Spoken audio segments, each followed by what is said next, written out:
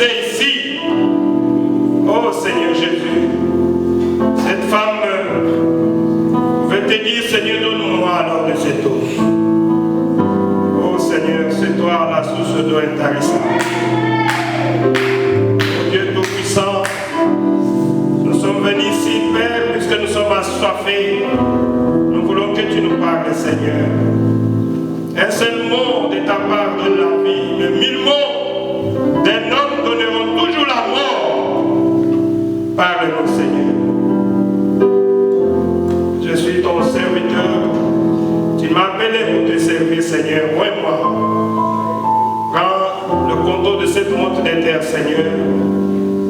Accorde-moi l'onction véritable et suffisante, Seigneur, pour que je puisse parler à tes enfants de quelque chose qui va soutenir leur foi, Seigneur.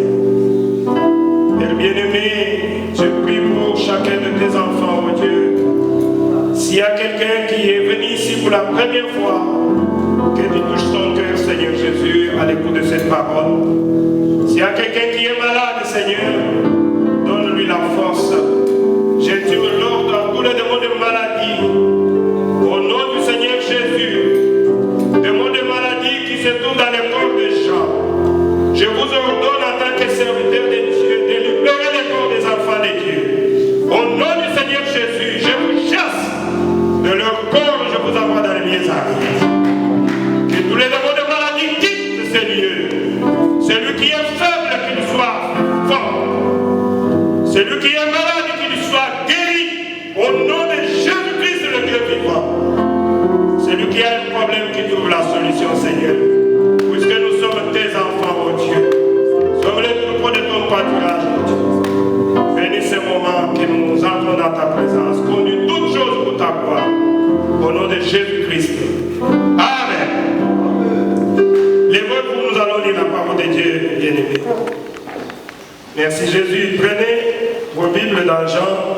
Celui qui mange le pain vivra éternellement. Jésus dit ces choses dans la synagogue, enseignant à Capernaum. Plusieurs de ses disciples, après l'avoir entendu, ils dirent, ces paroles est dure. Amen. Les paroles que Jésus sortait étaient des paroles dures. Qui peut l'écouter? Les pasteurs là parlent durement comme ça. Jésus, sachant en lui-même que ses disciples murmuraient à ce sujet, leur dit, cela vous scandalise-t-il? Et si vous voyez le Fils de l'homme monter où il était auparavant, c'est l'esprit qui vivifie, la chair ne sert de rien. La chair ici ne sert de rien. Que vous preniez soin de cette chair, ça ne vous servira de rien. Les paroles que je vous ai dites sont esprit et vie. Mais il en est parmi vous quelques-uns qui ne croient point. Amen. Il dit, il y en a parmi vous quelques-uns qui ne croient point à cette parole. Ils ne croient point. Car Jésus savait dans le commencement qui étaient ceux qui ne croyaient point et qui était celui qui les livrerait. Et il ajouta, c'est pourquoi je vous ai dit que nul ne peut venir à moi si cela ne lui a été donné par le Père. Amen. Personne ne pouvait venir ici si ce n'était pas Dieu qui a touché son cœur pour venir. Dans ce moment, plusieurs de ses disciples se retiraient et il n'en a plus avec lui. À cause des paroles dures, il ne pouvait pas le recevoir. Jésus donc dit aux 12, les autres étaient partis. Jésus maintenant s'est tourné vers les 12. Il leur dit, ne voulez-vous pas aussi vous en aller? Pourquoi vous êtes restés? Les autres sont partis. Ils ont dit que j'ai prêché des choses dures. Écoutez la réponse de Simon Pierre. Il répondit, Seigneur, à qui irions-nous? Tu as les paroles de la vie éternelle. Et nous avons cru et nous avons connu que tu es le Christ, le Saint de Dieu. Jésus leur répondit, n'est-ce pas moi qui vous ai choisi, vous les tous, mais l'un de vous est un démon. Et maintenant il commence alors à se regarder. L'un de nous est un démon. Qui est ce démon-là encore? Mais les démons étaient là. Que le Seigneur a mis sa bénédiction à l'étude de la parole. Je vous prie de prendre place. Rapidement, je vais exhorter un tout petit peu sur ce petit sujet. Je vais parler de croyants. Je vais parler de croyants. Le prophète Branham dit, après cette prédication sur le croyant, les soi-disant croyants et les incrédules, comme nous sommes assis là, chacun doit essayer de se placer dans sa catégorie. Amen. Il dit, chacun doit se placer dans sa catégorie. Et tu es croyant, et tu es semi-croyant, ou bien tu es un incrédule. Nous allons donner les caractéristiques de chacun. Comme ça, chacun va dire, voici ma place. N'est-ce pas? Moi, je suis ici. Moi, je suis là-bas. Comme nous sommes là.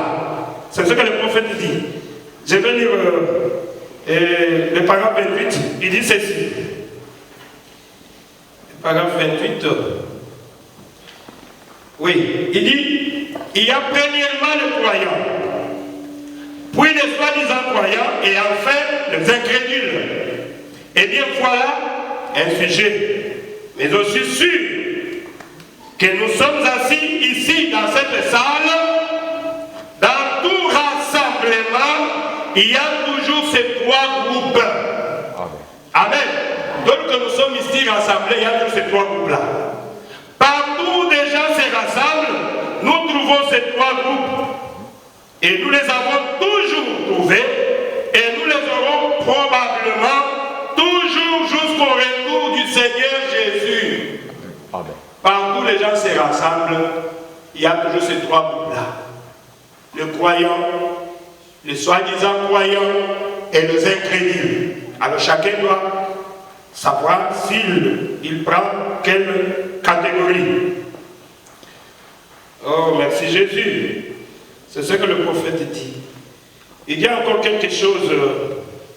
Il dit, eh bien, j'aimerais parler maintenant de trois différentes sortes de croyants.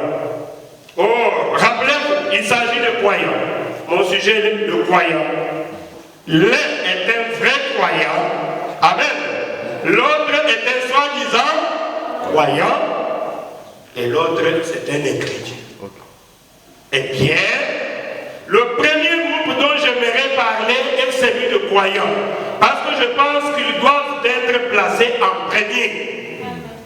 Étant donné que ce sont eux qui croient véritablement. Eh bien, ils croient comme ses disciples. Nous prendrons comme exemple ces passages. Le prophète dit ce que nous venons de lire là-bas. Amen. Oh, merci Jésus. Le premier groupe est donc celui de croyants authentiques. Amen. Et la foi vient de ce que l'on attend. De ce que l'on attend, la parole de Dieu. La parole de Dieu qui est Christ. Vous voyez ce que le prophète dit. Encore maintenant un peu en détail. Le croyant. Oh, merci Jésus. Je vais courir à cause du temps. Il dit ceci. Eh bien, avez-vous remarqué la glorieuse déclaration qu'avait faite ce croyant? Un croyant n'a pas besoin d'être quelqu'un d'intelligent. Okay. Amen. Hein? Si tu es croyant, comprenez maintenant. Un croyant n'a pas besoin d'être quelqu'un d'intelligent. À la manière du monde. Oh, moi je suis très intelligent. Je ne peux pas venir m'asseoir ici pour écouter. Non, là tu n'es pas un croyant. Puisqu'un croyant n'est pas intelligent. Même s'il est intelligent pour ce monde ici. Mais quand on parle de Dieu, il prend ça, il met ça de côté. Amen. Il devient ignorant. Puisqu'il veut apprendre. Vous savez que le royaume de Dieu, pour entrer, il faut être petit. Hein, c'est ce que Jésus avait dit. Mais quand tu viens, il a dit à Nicodème, si tu n'es né de nouveau, tu ne peux voir le royaume de Dieu. Comment je peux entrer dans le sein de ma mère? Et, non, tu ne comprends pas. Des petites choses comme ça, tu comprends. Comment tu vas comprendre les choses du ciel là-bas? Tu dois être né de nouveau, n'est-ce pas? D'être d'eau et d'esprit de Dieu pour entrer au ciel. Il dit, or, un croyant n'a pas besoin d'être quelqu'un d'intelligent à la manière du monde. Puisque la sagesse du monde est contraire à la sagesse de Dieu. Amen. Un croyant ne peut pas venir s'asseoir ici. Il va commencer à réfléchir. Qu'est-ce qu'il est en train de dire? D'ailleurs, il ne parle pas bien français. Il est comme ça. Il commence à déceler les erreurs. Mais ça, c'était un soi-disant croyant. Mais un croyant, il dit Amen à chaque iota de la parole de Dieu. Amen. Ce que je voulais vous faire voir. Il n'a pas besoin d'être quelqu'un d'instruit. Dans le sens que ces gens essayent de dire que vous devez être, vous n'en avez pas besoin. Pierre, l'homme qui avait fait cette déclaration, la Bible elle-même dit qu'elle était à la fois ignorante et sans instruction. Amen. Pierre n'avait pas étudié, ignorant et sans instruction, mais il était un croyant. Amen. Il n'était pas réellement considéré comme un homme intelligent. Mais il était un croyant. Et il n'était pas intelligent pour le monde, mais il était un croyant. Amen. C'est ce que Dieu nous demande. Nous devons être des croyants. Et je m'adresse aux croyants. Et croyants, restez tranquilles, écoutez ce que j'ai dit dans quelques minutes. Le croyant a ses caractéristiques. Ah, c'est quelle caractéristique? Écoutez, un croyant, il place la parole de Dieu en premier. Amen. Amen. Amen. Il place d'abord la parole de Dieu en premier. Dieu passe en premier en toutes choses. Il n'a pas besoin, il ne discute pas avec la parole. Quand tu me lis quelque chose de la Bible, un croyant doit dire Amen. Mais ce n'est pas commencer à réfléchir, oh voilà, Paul avait écrit comme ça, puisque Paul n'était pas marié, voilà, l'esprit tombe sur les hommes. Paul dit, si quelqu'un veut changer ce que j'ai dit, qu'il soit maudit. Amen. Ah, moi je ne vais pas être maudit. Je vais lire à ma soeur, la Bible dit, la femme doit écouter l'instruction en silence. Je ne permets pas à la femme de prêcher, ni de prendre l'autorité sur un homme. Je me pointe. Moi, je ne suis pas intelligent. Comme croyant, je dis Amen, je reste tranquille. Amen. Alors, toi, tu commences à réfléchir. Bon, écoutez, bon, moi, je ne veux pas d'interprétation avec la parole de Dieu. Un croyant, vous allez voir. Il dit ceci, dans 3 autres de croyants. Oh mon Dieu, aide-moi à dire quelque chose à tes enfants. Il dit ceci pour un croyant. Il dit, et il répondit, 3 autres de croyants, paragraphe 40. Seigneur, où irions-nous? Car toi seul, tu as les paroles de vie. Tu es le seul. Amen. Tu es le seul. Car non seulement il avait les paroles de vie, mais il était la parole de vie. Amen. Vous voyez, il était la parole de vie. Et Simon reconnut tout à fait cela. Et quand il le reconnut, cela lui fit garder l'espérance, car il avait reçu la révélation que Jésus-Christ était cette parole vivante. Amen. C'est pour cela que Pierre a dit, à qui d'autre irions-nous? Ces paroles que tu dis là, si tu me donnes ta chair, je vais manger très bien. Ouais. Si tu me donnes ton sang, je vais boire. Amen. Moi, je crois tout ce que tu dis. Voilà les caractéristiques d'un croyant. Un croyant ne discute pas avec la parole de Dieu. Nous venons de dire qu'il n'est pas intelligent. À ce qui concerne la sagesse de ce monde, il n'est pas intelligent. Amen. Oh, merci Jésus. Là, on a venu au paragraphe 40. C'est ça l'exemple de Pierre. Prenons quelques exemples maintenant de croyants dans la Bible. Rapidement, si nous prenons Noé par exemple. Noé était un croyant. Amen. Dieu lui dit, Noé, construis l'arche. Noé n'a pas commencé à réfléchir. Et je vais construire l'arche, tu vas construire l'arche et tu vas mettre l'arche sur la montagne. Ah, mais l'arche normalement est censée être dans l'eau. Mais Noé a dit Amen. Amen. Noé a dit Amen. Dieu lui donne le modèle. Tu prends tel bois, tu prends tel bois. Noé a commencé à travailler. Personne n'a crié au message de Noé. Le monde est crédule comme le monde d'aujourd'hui. Oh, merci Jésus. Noé est entré seul dans l'arche avec sa famille. Et quand toi tu es ici, oh, nous ne sommes pas nombreux. Mais ne crée rien, petit troupeau. Amen. Dieu n'est pas dans la quantité, Dieu est dans la qualité. Amen. Oh, merci Jésus. Noé était un type d'un vrai croyant. Même quand les gens se posaient des questions, cet homme ici pendant 120 ans, avec son truc là, et il dit qu'il y aura la pluie. Nous sommes allés là-bas, on n'a pas trouvé même une goutte d'eau. D'où viendra cette pluie là? Ah, il a perdu l'essence. Donc, un croyant, il le réfléchit dans les sens inverses. Comparativement aux sagesses de ce monde ici. Quand le monde dit, on va comme ça, les croyants disent, moi je ne vais pas comme ça. C'est ça un croyant. Amen. Un croyant ne peut pas se conformer au siècle présent. Oh, merci Jésus. Noé était un croyant. Noé était un croyant. Il n'a pas douté, il a au pays. Si nous prenons même Abraham était un type de véritable croyant. Dieu lui fait une promesse. Tu vas avoir un enfant. Mais il a attendu cet enfant-là pendant combien? 25 ans. La Bible dit, Abraham ne douta point encore d'incrédulité.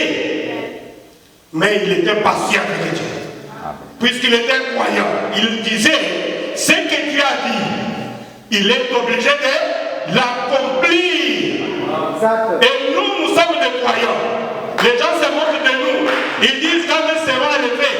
Mais nous croyons que ce que Dieu a dit, il est obligé de l'accomplir. Puisque dans Ésaïe 55, la Bible dit, la parole de Dieu qui sort de sa bouche ne retourne pas à Dieu sans pour autant accomplir le but pour lequel il a envoyé cette parole. Ça doit s'accomplir. Voilà pourquoi nous sommes ici. Dieu nous demande de nous préparer. Nous nous préparons. Quand ce sera arrivé, je ne sais pas. Mais Dieu l'a dit. Amen. Amen. Moi je crois. Peut-être que c'est après une heure. Ah, tu es fou. Oui, oui. Je suis fou. Je dois être fou pour toi. Amen. Fou pour le monde. Mais pour Dieu, je connais mon secret. Puisque je suis un croyant. Oh, merci Jésus. Je suis un croyant. La Bible dit, il crut en Dieu, cela lui fut imputé pour justice. Vous voyez, Dieu a accompli sa promesse. Il dit maintenant Abraham, bon, Sarah et Isaac avaient atteint peut-être l'âge de 18 ans peut-être. Il dit, Abraham, prends ton fils unique là, tu vas me le sacrifier sur la montagne que je te montrerai.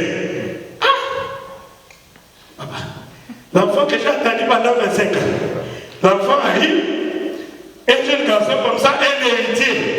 Tu me dis encore d'aller le sacrifier pour toi. Abraham dit, Iyo. Amen.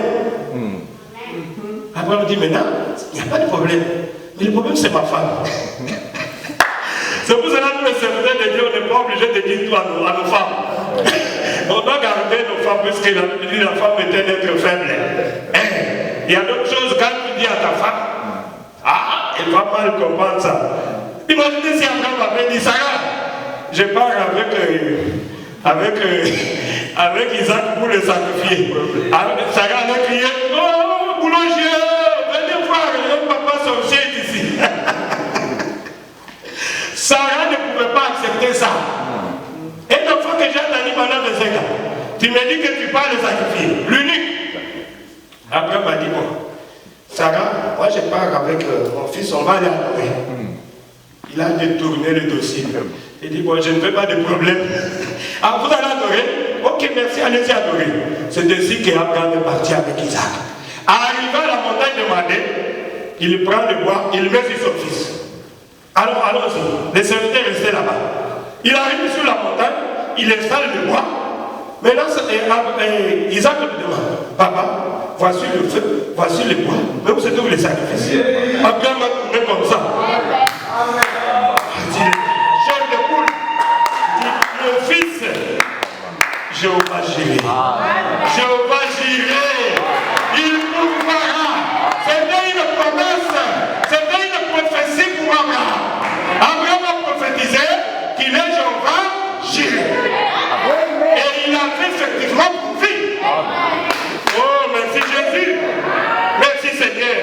pas aller très loin. Il avait pour vie. Daniel, c'est un type de croyant. On lui interdit de prier. C'est comme nous ici à Istanbul. On va nous dire ne priez plus. Moi, si vous voulez me couper la tête, je donne là. Ma vie ne représente rien. Si maintenant on me dit si tu dois prier Jésus, je te coupe la tête. Voici la tête. Qu'est-ce que je vais gagner dans ce monde? Je préfère aller au ciel. Amen. Tu vois, moi, je pars au ciel, me reposer. Ici, nous avons toujours des problèmes. Oh Jésus, Daniel a dit, vous me refusez de prier. Et rien ne peut m'arracher ni l'argent, ni le travail, ni la popularité, ni les femmes, rien ne peut me séparer de l'amour que Dieu envers mon Dieu. Amen. Et les gens là ont commencé à filer. Et Daniel, c'était les ennemis de Daniel. Oh, Daniel est en train de prier. Paf, ils sont allés l'accuser. On attrape Daniel. Daniel, toi qui attrapes toujours ton Dieu. Oui. Je ne peux pas. Là, vous avez touché mon point faible. M'interdit de prier. Là, non. Ah, on va te jeter dans la fosse au lieu. Il n'y a pas de problème. Jetez-moi. J'accepte de mourir. Au lieu d'être un hypocrite. Puisque j'aime tellement mon Dieu que rien ne peut me séparer de mon Dieu. Amen. Et on avait jeté Daniel dans la fosse au lieu. Vous connaissez ce que Dieu avait fait. Dieu ne laisse jamais ses enfants. Quand nous prenons Shadrach, Meshach, Abednego, on dit, vous allez vous incliner devant la statue. Hein? Ah ouais? Nous, on adore que le Dieu vivant. Amen. Hein? Il ne faut pas t'agenouiller sur des images taillées, ni sur quelque chose qui n'est pas Dieu. Puisque moi, votre Dieu, je suis un Dieu unique et jaloux. Amen. Je ne partage jamais ma gloire avec personne. Écoute Israël, votre Dieu est unique. Tu n'auras pas un autre Dieu devant ma face. Moi, je vais m'agenouiller devant moi. Une statue d'un homme. Non. Et on va vous jeter dans la fournaise ardente. Si c'est ça la solution, je suis d'accord. Pourquoi? Je suis un croyant. Amen. Je suis un croyant. Vous savez, pour que l'évangile puisse arriver à nous, les saints ont été, comment on dit, martyrisés ou martyrisés. N'est-ce pas? Ils ont perdu des vies, on les a coupé les têtes et les sangs coulés. Ils n'ont pas reculé. Amen. Ils étaient là. Si vous voulez me tuer pour Jésus, tuez-moi. Je vais aller au ciel. Dieu leur avait donné l'esprit d'un agneau, l'esprit du sacrifice. Oh, merci Jésus. Quand on a jeté Shadrach, Meshach, Abednego, avant qu'il puisse entrer dans la fournaise ardente, Michael était là.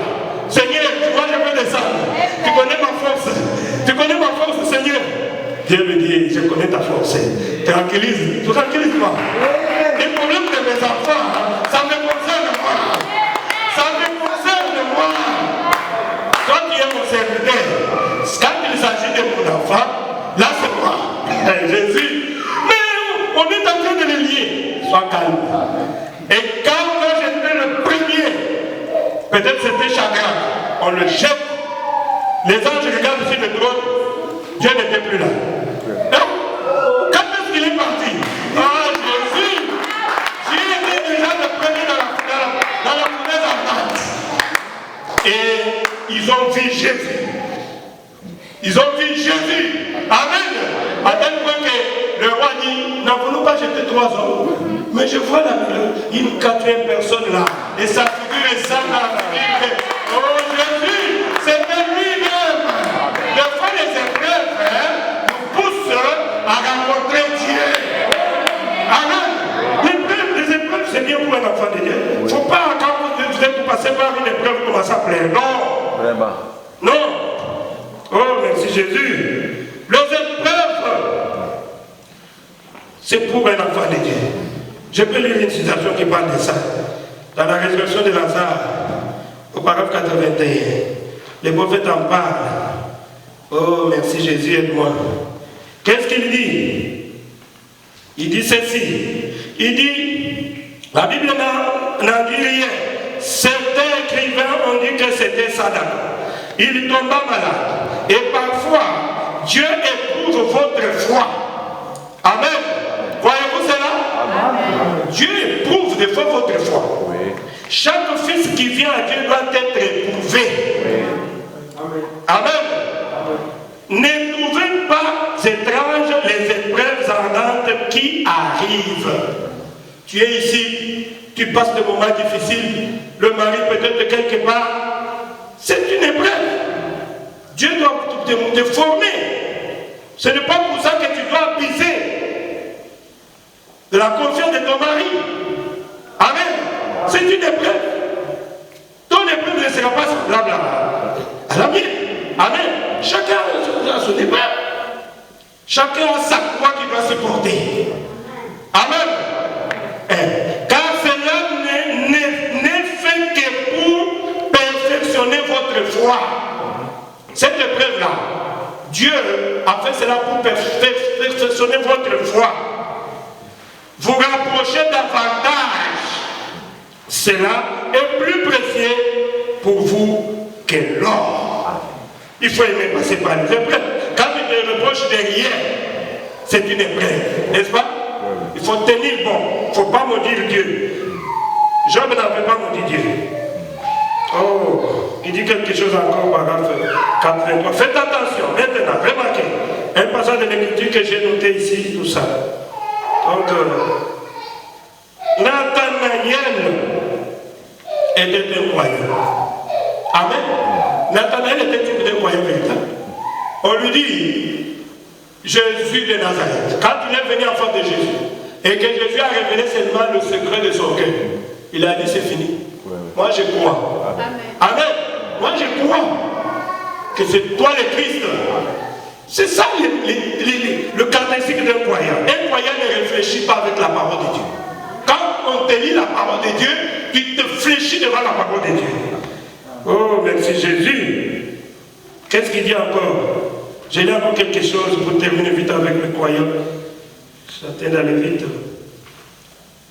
Il dit quelque chose encore concernant les croyants. Au paragraphe 135, toujours les 3 sortes de croyants. 135. Il dit, un vrai croyant n'entend rien d'autre que la parole de Dieu. Il n'y a pas match. Amen. Amen. Amen. Comme c'est écrit, on ne discute pas avec la parole. C'est ça les caractéristiques d'un vrai croyant. On te lit la parole, toi tu commences à discuter. Mais tu discutes avec qui? Est-ce que quelqu'un peut discuter avec Dieu? La parole est Dieu. Mais il y a des gens qui discutent avec Dieu. Il donne son point de vue. Oh, tu donnes ton point de vue. Avec la parole. Allez au Sénat. Allez au Sénat. C'est pas ici.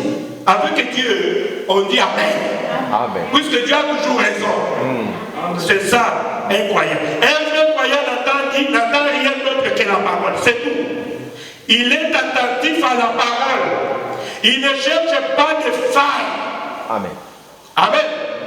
Un vrai croyant ne cherche pas de failles. Qu'est-ce qu'il voulait dire par là? Des erreurs, non. Il ne cherche pas des trucs, non. Il croit Dieu et cela règle la question. Amen. Et il continue simplement à avancer. Vous voyez? Voilà le croyant. Amen. Voilà le croyant. Voilà le croyant. Ah, parlons un peu de l'incrédule vite. Ah, Jésus. Un incrédule, c'est qui? Il dit maintenant, un incrédule, c'est celui qui ne croit pas, qui rejette la parole de Dieu à bloc. Tu commences à lui parler de Jésus, donc oui, ça va, ça va. Non, je ne vais pas, je ne vais pas. Ne me parle plus de ça. C'est ça un incrédule. Amen. Hein? Il peut venir comme j'avais dit la sœur là qui était venue. Il a dit non, c'est fini, je ne viendrai plus. Je ne vais plus ici. Votre prédication est dure. Ça, je ne saurais pas. C'est ça un incrédule. C'est ça. C'est ça un incrédule. Le prophète dit, Ève était aussi incrédule. Caïn ne croyait pas la parole de Dieu. Il n'avait pas la révélation de la chose. Abel avait la révélation du sang, mais Caïn n'en avait pas. Pourquoi? Puisqu'il était un incrédule. Un incrédule, lui, condamne la chose et ne croit pas. Puis il s'en va et puis c'est fini. Vous croyez au message du frère Banam? Ah non, moi je ne crois pas à ces choses-là. Je ne crois pas qu'il y a encore un prophète. Ah, mais Jésus dit, au milieu de la nuit, il y a eu un cri. Amen. La voix sortait du milieu de mon Père. Mais la voix, c'est la voix qui dit dans le désert. C'était Jean-Baptiste. Mais Jésus parle de la voix après Jean-Baptiste. Qui devait y avoir un prophète. Ah non, c'est pas Branham. Écoutez, c'est ça un incrédule. Le message, il ne peut pas croire ça. Pour venir s'asseoir comme message ici avec de longues jupes. Non, il doit se promener en caleçon, en pantalon, en tout ça, hein, nu, pour plaire à l'air Dieu de cet âge mauvais. Et ils sont dans des églises comme ça, où on dit, ne faites pas ce que moi, faites ce que je vous dis, mais pas ce que moi je fais. Donc, donnez-moi seulement l'argent, il n'y a pas de problème. Le ciel est ouvert pour toi. Non, pas ici dans le message. Tu dois avoir une vie sanctifiée. Ou bien tu pars ailleurs. C'est ça. Nous, on a besoin de ton âme. Le prophète dit, en parlant de l'incrédule, j'ai dit quelque chose pour l'incrédule, toujours dans 3 sources de croyants.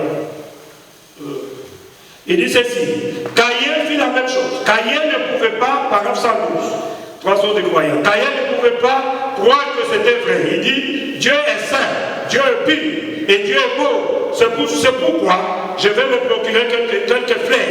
Je prendrai ce fleur, je ferai un beau grand autel, je lui témoignerai ma révérence. Je me lèverai devant cela, puis je me prosternerai devant Dieu et adorerai ce Dieu. Je poserai des fleurs sur l'autel, parce que vous savez, mon père et ma mère ont mangé quelques pommes, quelques fruits dans le jardin d'Éden. Et c'est ce qui m'en a chassé. Ainsi, j'y retournerai parce que je le ferai très bien. Dieu ne peut simplement pas rejeter ma grande cathédrale. C'est ce que les gens disent. J'ai construit la grande cathédrale pour Dieu. Eh bien, elle sera bien trop grande. Je la ferai si belle qu'elle attirera l'attention de Dieu. Non! Ce qui attire l'attention de Dieu, c'est la parole qui est prêchée dans l'église. Amen. Ce n'est pas la beauté. Dieu n'est pas dans la beauté. La beauté du diable. Ce qui brille, ce n'est pas toujours de l'or. L'or rayonne. Amen. Oh, merci Jésus. J'y retournerai parce que je le ferai très bien. Non. Je le ferai. Je la ferai. Si belle qu'elle attirera l'attention de Dieu. Non. Satan est celui qui réside dans la beauté. Amen. La beauté, ce n'est pas moi, c'est le prophète. Amen. Satan est celui qui réside dans la beauté. C'est exactement ce que dit l'Écriture. Amen.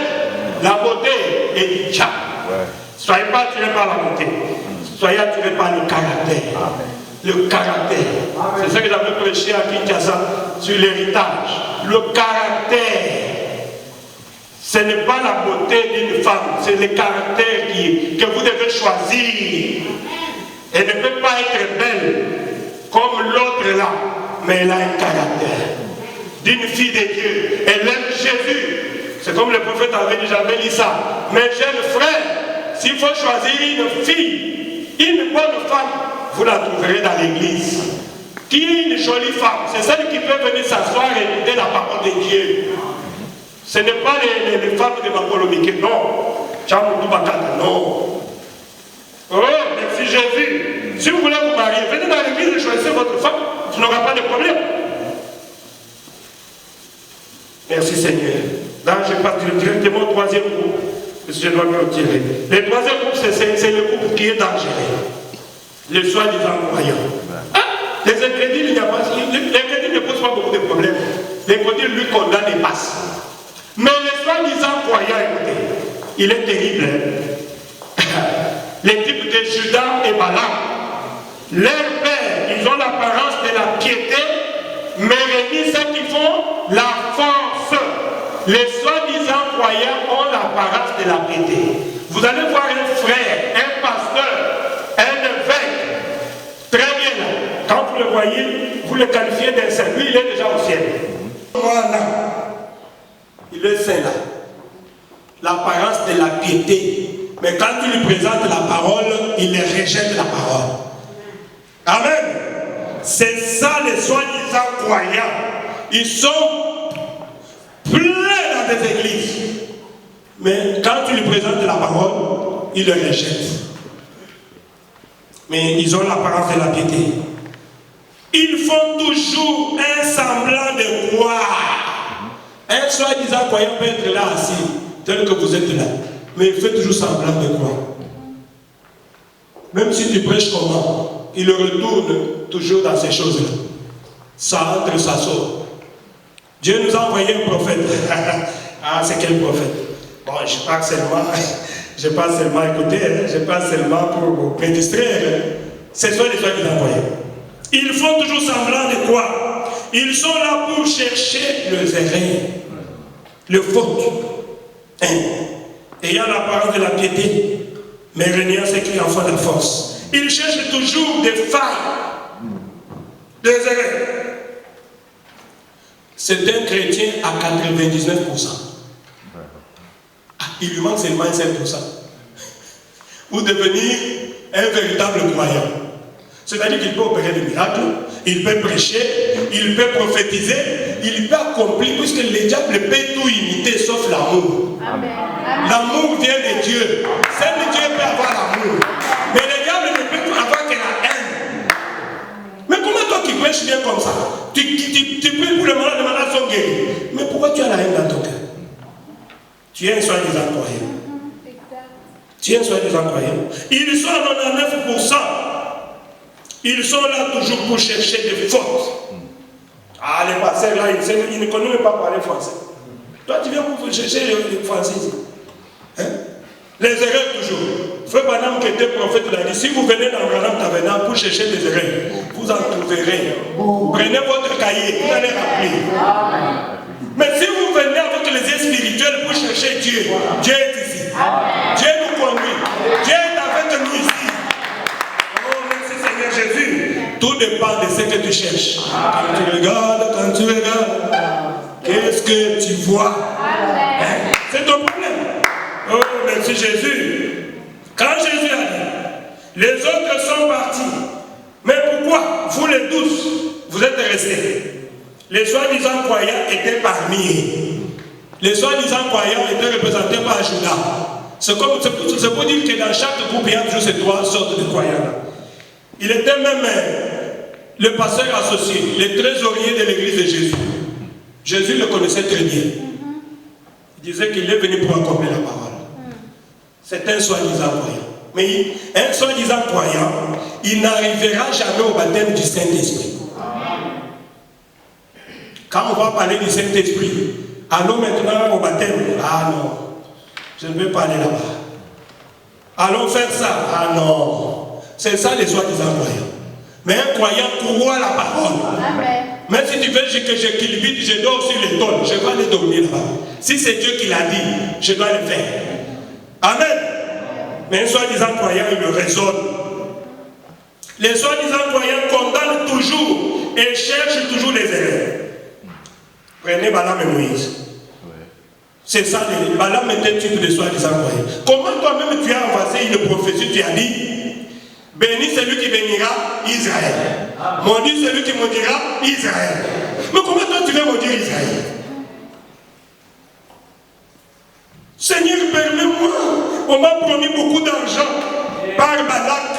Je peux aller seulement maudire Israël. Qu'est-ce que ça fait? C'est toi-même qui as prophétisé, non? Cupide. Puisqu'on t'a promis l'argent, tu vas vendre le don de Dieu à cause de l'argent. C'est comme ça que beaucoup de pasteurs aujourd'hui, ils sont en train de vendre le don de Dieu à cause de l'argent. Au lieu de prêcher la vraie parole dans les églises, ils sont en train de caresser les enfants de Dieu pour les amener à l'enfer. Conducteurs bouc. Ils sont avec les nirons, eux-mêmes ils vont aller à l'enfer. Jésus a dit, n'entreront pas au ciel. Vous faites passer le temps aux enfants de Dieu inutilement. Ah, merci Jésus. Balaam condamné. Regardez Judas. Un jour, la femme là est venue pour rendre Jésus avec le parfum qui coûtait trop cher.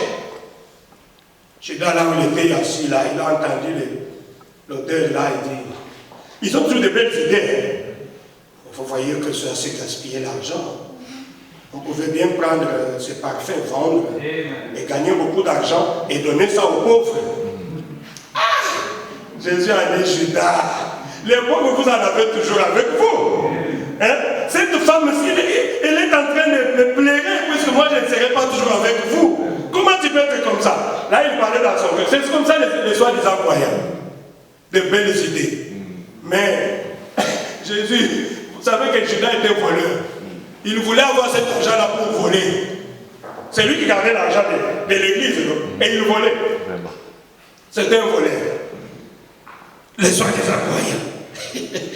Ah, vous savez, la Bible dit, celui qui cache ses péchés ne prospérera jamais. Je remercie Dieu pour les enfants de Dieu qui étaient venus pour le baptême. Chez moi, il y en a qui se sont repentis avec tout leur cœur. Et j'avais prié pour eux. C'est pour cela qu'ils ont reçu le Saint-Esprit. Celui qui cache son péché ne prospérera pas, a dit la Bible. Mais celui qui le dévoile recevra la miséricorde. Amen. Tu ne peux pas garder le péché. Le péché, c'est le diable. Il faut l'accuser. J'avais dit quelque chose ici, peut-être c'est déjà passé, vous avez oublié.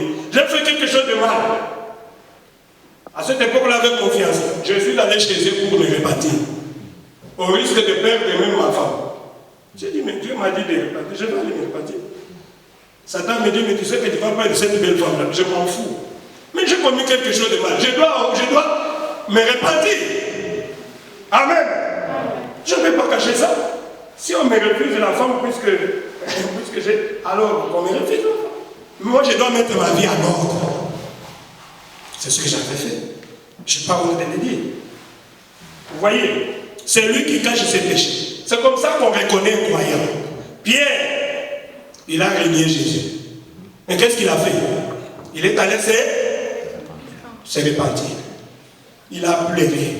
Seigneur, je ne savais pas. Pardonnez-moi. Pardonnez-moi. Jusqu'à ce que Dieu avait pardonné à Pierre. Judas aussi avait commis le même péché. Mais vous savez la solution de Judas, c'est d'aller se pendre.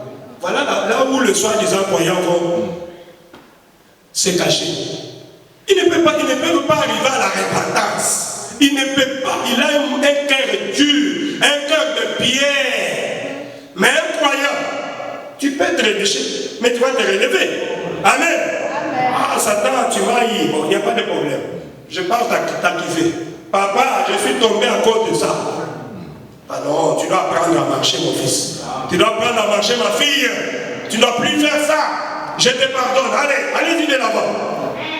Mais un enfant de Satan, il est toujours dans le péché. Il reste toujours là-bas. Il ne peut pas venir à l'église puisqu'il est lourd de péché. Comment il va venir? Ah, disons, le prophète, je crois que je suis arrivé à la fin. Oh, Jésus. Disons, le prophète, qu'est-ce que le prophète dit pour le soi-disant croyant? Moi-même, j'ai parlé. Il dit ceci. Après le départ de 70 et la prise, au paragraphe 134, et la prise de position des croyants, Jésus se tourna vers eux et dit, il y a encore quelque chose parmi vous, car, a-t-il dit, j'en ai choisi 12. Amen. J'en ai choisi 12. Mais l'un de vous était démon. Ah, quoi encore? Jésus le savait depuis le commencement, car il était la parole. Amen. Il connaissait le secret du cœur.